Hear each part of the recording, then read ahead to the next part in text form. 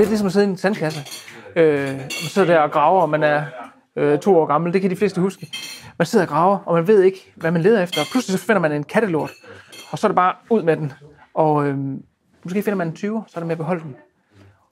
Man ved ikke, hvad man finder i den her sandkasse. Og det er lidt det samme, der sker her i den her proces her. Vi graver bare med ørerne.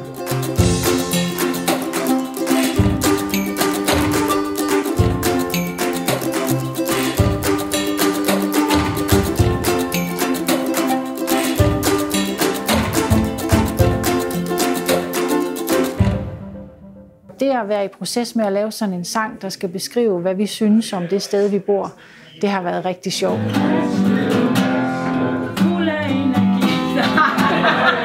Så ud af, skal det blive sådan her på gitaren, eller skal vi tromme her, eller hvordan skal vi gøre det? Og så gå i studiet og prøve at optage, hvordan vi selv lyder. Der er mange grænseoverskridende ting i det.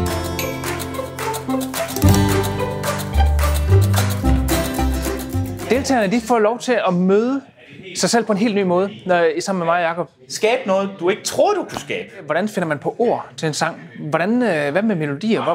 Hvor kommer melodierne fra? Vær med til at bygge noget bro. Lave lyd, optage ting og sager, som man kan bruge i en sang. Sangskrivning, som er lidt en mystisk ting for mange. En hokus-pokus ting. Det er jo lidt ud af comfort zone, men på en tryg måde, fordi vi har styr på det.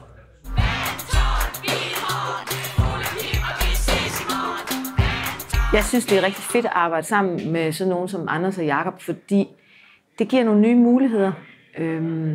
Og vi får vendt tingene lidt på hovedet. Vi griber medborgerskab an på en lidt alternativ måde i forhold til, hvad vi måske er vant til. Det har været enormt inspirerende at mærke, hvordan de hele tiden med deres faglighed og dygtighed har formået at få os andre til at være dem, der rent faktisk har lavet det.